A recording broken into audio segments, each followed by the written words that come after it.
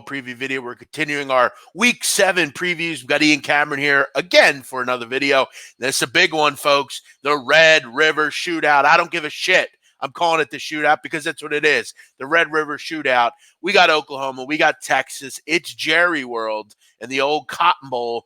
We're getting going here. Ian Cameron back with us. We just took a look at Hawaii, Boise. Let's go to Oklahoma, Texas. Ian, you and I listen, I've done a lot of videos with you. I can't say I've ever talked with a game with you before the video started, but we were ready to talk about this one. This is an interesting game. And look, let's just come out and say it. We all know Tom Herman as an underdog, but this time an 11-point underdog. How about that? I was talking with you last night. When I saw this line come out, it was 10. It quickly dropped to 9.5, then went up to 11, and that's where we have it right now. Texas getting 11 points in the marketplace. Kind of amazing. You look at over the last 3 seasons, just to put this in perspective. Over the last 3 seasons, Tom Herman in Texas, 8-3 as an underdog. In those 11 games, he's won 5 of them outright.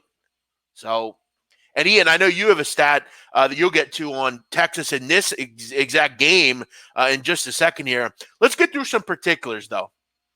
Look, we're not going to come on here and feed you bullshit about, look, we know both teams can move the ball. We both know that they have good quarterbacks, Ellinger and Jalen Hurts. We know the skill position players are terrific.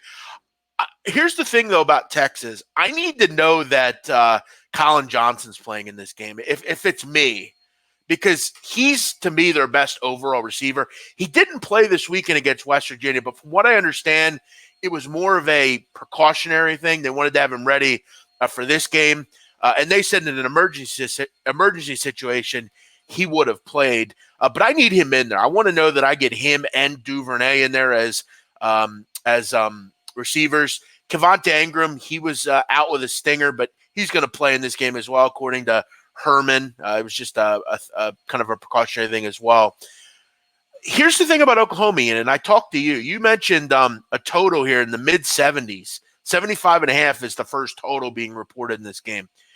Surprisingly, with Oklahoma, Ian, I bet you didn't know they were one of the slowest teams in the country from a plays per game standpoint.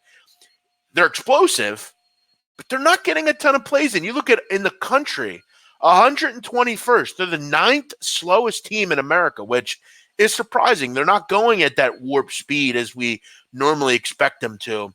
I got to get your opinion here. I'll give you mine more towards the end, but this is a big spot. Do people never learn? Herman as an underdog, you got to do it. Yeah, this is always an exciting matchup, Texas and Oklahoma. This is your big noon Fox game, noon Eastern. So Gus Johnson will have plenty of opportunities to scream his head off, I'm sure, with a lot of exciting plays you'll see back and forth here in this game with him and Joel Klatt. But, you know, for me, it's been, you know, wash, rinse, repeat. It's become an annual Ian Cameron ritual tradition here in this Red River shootout matchup in October here at the Cotton Bowl Stadium in Dallas. Texas is an underdog, and I'm grabbing the points with Texas, period. End of story. And getting 11 and 11.5 with them makes it even better. Let's do some series history, first of all. Obviously, these two teams play each other every year in this early October matchup. Since 2013, Texas a perfect 6-0 against the spread against Oklahoma in this Red River shootout matchup. Since 2014, you want to know the margins of victory in this head-to-head matchup? Since 2014, this Red River shootout matchup. 5-point margin in 2014, 7-point margin in 2015, 5-point margin in 2016, 5-point margin in 2017, 3-point margin last year. Where is the Oklahoma win by margin?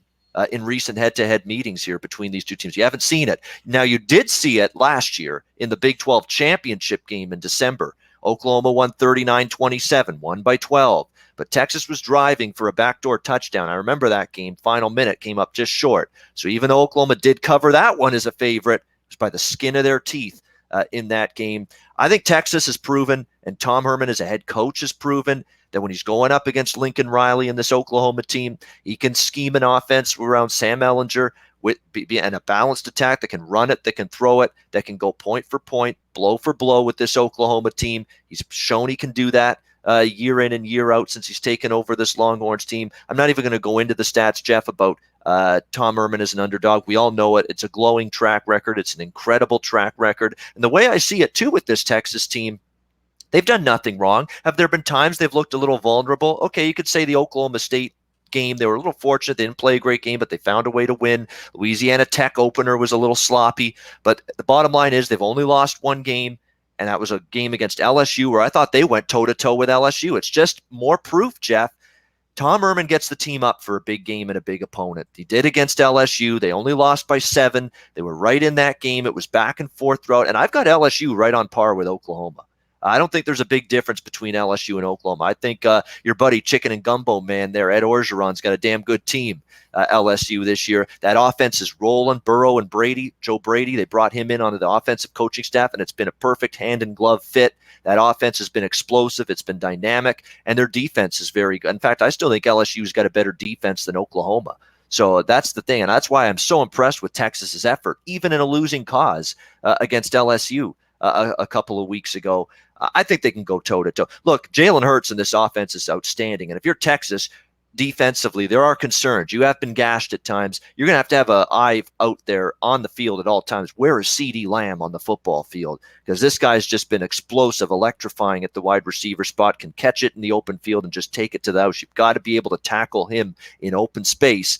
Texas sometimes has had some tackling issues this year. That definitely is a concern. Look, Oklahoma warrants being favored in this game. There's no question. I don't buy them based on the recent head-to-head meetings we've seen and the evidence we've seen with Herman and Lincoln Riley head-to-head that I'm ready to trust them laying 11 here in this game. Give me Texas here plus 11. And I do want to mention something about your point, Jeff, about the slower pace for Oklahoma. Yeah, they are definitely tempo-wise a little slower in terms of seconds per snap this year.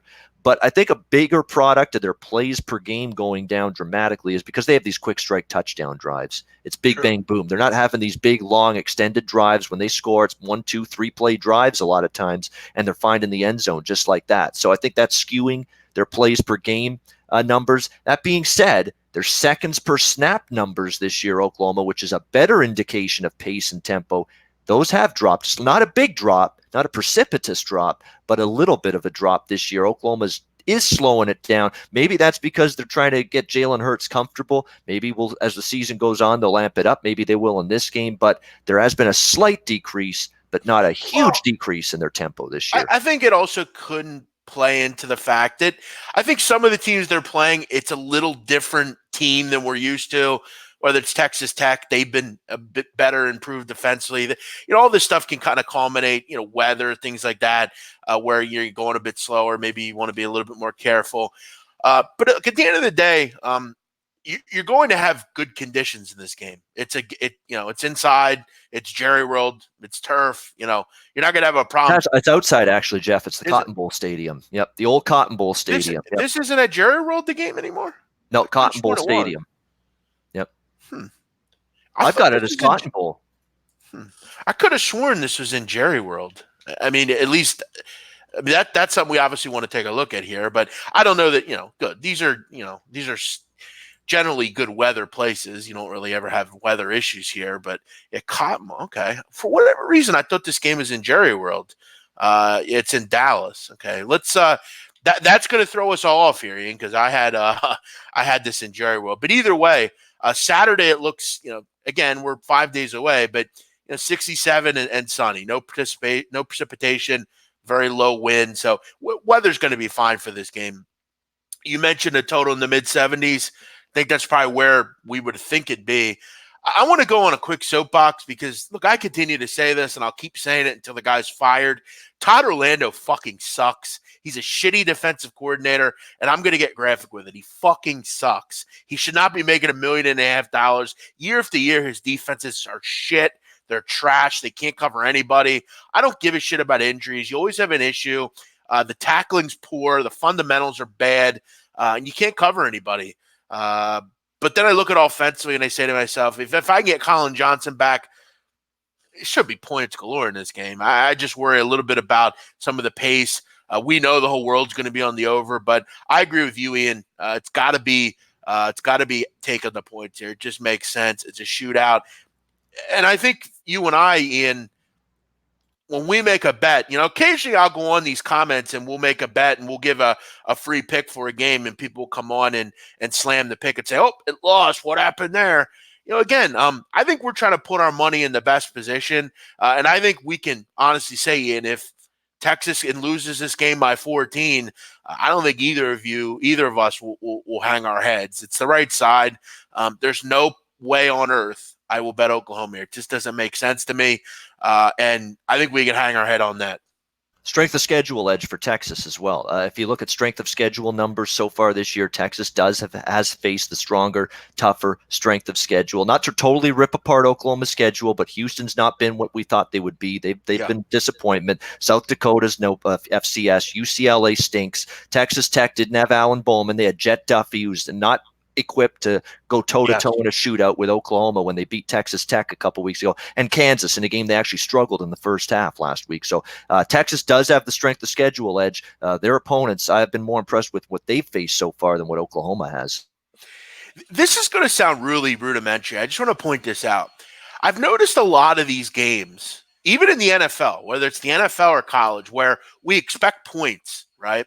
Oklahoma State, Texas. We expect points in that game, right? Two good quarterbacks, two offenses that move. I'm done, Ian, betting games. And this is one reason I want to bet this total. Oklahoma's almost become that run-first team. They're not lighting it up from throwing the football. And that's what Oklahoma State is now as well. They like to establish the run. Texas Tech's starting to do it as well. And we're also finding, Ian, that I'd love to know this. I'd have to look it up. I'd like to know where turnovers are. Through 7 weeks, how many turnovers there have been. Because there have been more red zone turnovers I can remember in both NFL and college. It is amazing how many red zone turnovers I'm starting to see. And you look at last night, prime example in that Colts-Chiefs game. There were, I think, 3 red zone turnovers in that game. I mean, those just kill overs. I mean, the good thing about this game is you're going to have quick strikes. You're going to have bad secondaries. I'm interested in seeing where this number kind of opens at all the books offshore as well, and where this number ends up going, because I got a feeling Sharp's going to be all over this under and just bank on the fact that we see some red zone turnovers and some just a couple things that kind of – because, again, Ian, in a game like this, one tackle by a foot, a turnover, that can sway this total. So, Ian, great stuff. Really always appreciate having you on here. We did 2 good videos today. You did 2 underdogs. How about that? Boise on the one and then Texas here. I think we're feeling pretty good about this, Ian. Thanks for coming on. Leave us with where we can find you. Twitter at Bobano, where you can find me doing, of course, lots of shows, radio hits, all kinds of stuff, doing an in-game show now once a week for Sports Grid. So lots of fun there. Bobano350 at gmail.com for if you're interested in subscriptions. We're having a great NFL season so far. NHL's off to a nice little profitable start, albeit just a few days. College football, not my best so far, but lots of season to go with that. And we'll hope to turn that around. So if you're interested in subscriptions, Bobano350 at gmail.com. Jeff, it's always fun doing these videos with you. Thanks, Ian. We'll see you next week. Thanks, Jeff.